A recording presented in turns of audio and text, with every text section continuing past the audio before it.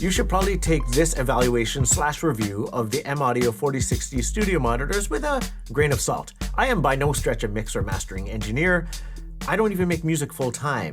I consume content at my desk, I watch movies, I mix down my YouTube videos with varying degrees of success, I make the occasional beat when I feel inspired, and that's how I use these studio monitors. And of course, if you wouldn't mind just liking this video, subscribe to the channel, it'll help me out a ton and help me get more awesome products like this in for review. Cheers.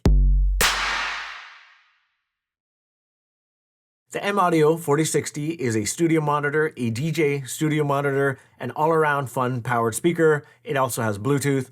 Here are the specs. It's 100 watts bi-amplified in a rear-ported design. That's 60 watts for the low frequencies and 40 watts for the high frequencies. Each speaker features a 6.5-inch extended bass Kevlar woofer and a 1-inch high-frequency driver with a waveguide.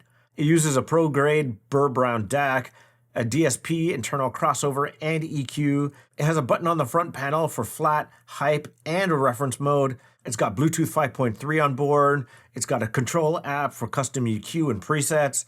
It has a rear trim panel, XLR, and TRS analog inputs.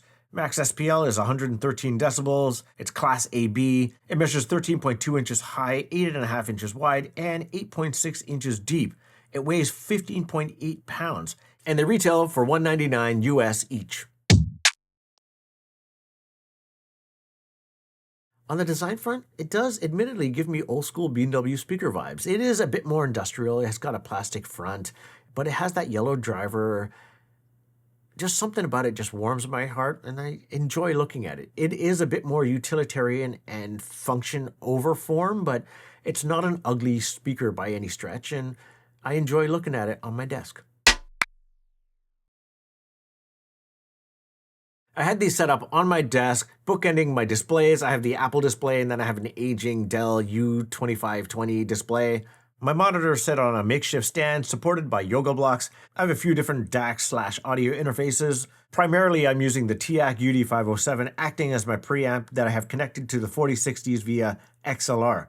You'll also notice a really old Scarlett 2i2 on my desk that I usually use to connect a mic. But it has TRS or 1/4 inch outs, and I only have 1/4 inch cable, so XLR it was for me. In conjunction with this, I also use the Sennheiser HD650s and the newer Sennheiser HD550s that I got in for review, and then also behind me on my DJ stand connected to my 1200s and the Pioneer DJM 450. And again, I have these connected via XLR out, because why not? Where I have these set up is in my studio, and studio is a really nice term for an 8x9 room that doesn't have a finished wall on one side, because apparently that would cost you another $50,000 to $100,000 in the GTA condo market. Ideally, I would have the studio monitors and my desk set up on this wall behind me where the shelf is, and then have those speakers face out towards the room. But because this is also doubling as my YouTube studio, I have it on this wall over here facing towards me. It's not the most ideal because it's open on the left side, so I'm not able to treat the left side of my studio other than the sound blanket that I have set up right here in front of me that I'm not going to show you because it's really ugly. I spent the first few weeks of using them for everyday use, listening to mostly music and making content. For this purpose, I left them flat for the most part.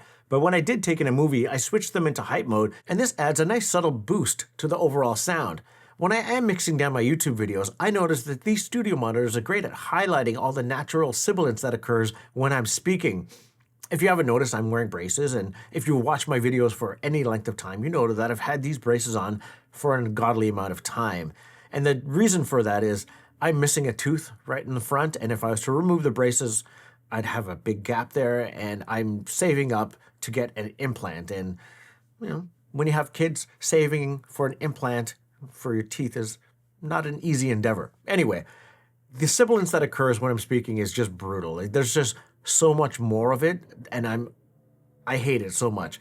I also end up slurring a lot more and collecting saliva in the front of my mouth, and I hate the way I sound when I'm in these videos now, and I can't wait to the day that I can actually remove these braces, get the implant in, and then hopefully slur a lot less. I think I have to retrain myself in speaking again and then slowly go back to not slurring. I hope. But I can hear a lot of the sibilants and catch it with the de-esser, suppress it a little bit so it's just not a giant S-fest. I also make beats whenever I can. My original thought for this channel was to make an original song for every video that gets released, but now that I'm doing this a bit more regularly, that's just not a realistic idea. I work full-time, I cut these videos whenever I can. I'm trying to stick to a week release cycle, but even that's difficult, so making a beat per video is kind of impossible. But when I do feel inspired, I have a bank of sounds that I make over time, over the year, and when I feel truly inspired, I drag those sounds in, I make a beat, and voila, I have a new song. I made a beat on these for another review, and I found that these were really easy, flat, and I was able to hear for the most part what I was doing and translate that into the recording. There's sufficient low-end prowess, enough to help me hear what's going on, the body or fundamentals of a kick, the upper bass and the texture if I boost an 808 with a bit of saturation and overdrive. But these aren't bass monster speakers. For that, you would need a larger studio monitor. They actually make one in this lineup. I would also need a properly treated, sealed off room, preferably a room that's not too close to the front door, which this den is. I don't want to anger my neighbors, so if I want to EQ the bass or the lower end of my mix, I slap on a pair of headphones and I get to hear how the kick relates to the bass and then EQ that accordingly. But the bass isn't lacking by any stretch, it's just more neutral and balanced. So if I wanted to hear the kick, I wanted to hear the texture of it, I want to hear all the instrumentation and ambience or vibe of whatever I'm doing, I can hear all of that on these speakers. And if I am listening low or if I am listening a bit louder than normal, I'm able to hear different instruments properly. I can separate them as I need. If I wanted to leave the sound dry or add a bit of delay or reverb or chorus or what have you, I can hear those subtle tweaks as I make them live. It's a really fun speaker to make music on. Moreover, I didn't find these monitors to be fatiguing in any way. I sit at my desk for hours on end, sometimes 7 or 8 hours on an extremely busy day, and then I pick up my kids or I go to the gym and I try to get a bit of exercise in, and then when I shoot these videos, I'm sitting down. When I'm editing them, I'm an extremely slow editor. I'm sitting down for hours on end, and the only thing that's strained is my eyes. I actually need to get cheater soon. It's brutal, but my ears are never fatigued or hurting, and I don't find myself needing a break, and that's a really nice thing. The highs are crisp and detailed without becoming shrill or bothersome to my ears, unless, of course, I try to make them that way. So the most ear-piercing highs are not as audible on these. So maybe that's a strike for the frequency spectrum train spotters, but these are studio monitors for everybody. They're not supposed to be the last word in frequency response. They're not being used to mix down the latest Michael Bay movie for a global audience. They're not being used to mix down, I don't know, the latest pop artist album. These are made for folks like me that are looking for a competent studio monitor that you can use for a wide range of purposes. When I'm not nitpicking one of my recordings or worried about the sound being as true to the DAW as possible, I'd rather my music playback be a bit more lively, and Hype does exactly this. You simply push it and instantly it's just a more fun sound. It's a bit more lively, it's slightly boosted, it's not crazy. You can do that on the app though if you want to. You can save a preset on the app and then save the most ridiculous sound setting or sound profile setting that you want, and then you could have that crazy boosted bass or muted treble or high trebles and no bass. You can do all of that on the app, and then you can save it, and then when you go to custom on the speaker, you can engage it. It's a really fun feature to have, actually. I ended up using Hype myself, just on my desk, consuming content, watching movies, and then at my DJ stand, I found it just elevated the sound enough, but then also at my DJ stand, I'm always futzing with the tone controls anyway, so it doesn't really matter what I have it set to. If I wanted to boost the bass, I'd do it on the mixer. Bluetooth is a really nice fun feature to have. Truth be told, I didn't really have a big use for it because I'm either hardwired at my desk or hardwired at my DJ stand, but I think for other people that may be laptop based and they don't feel like reconnecting their laptop and their audio interface just to listen to music, that connecting via Bluetooth off their smartphone and just listening to whatever they want, it's a really nice option, and so I'm glad that it's on board. Using these over there as a dedicated pair of DJ monitors is something that I've sorely missed, to be honest.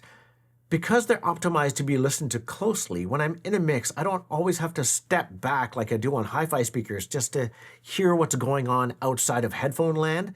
Just being able to take off my headphones, hear the mix in its fullest, and then being able to go about my merry way and just being lost in what I'm doing is really nice and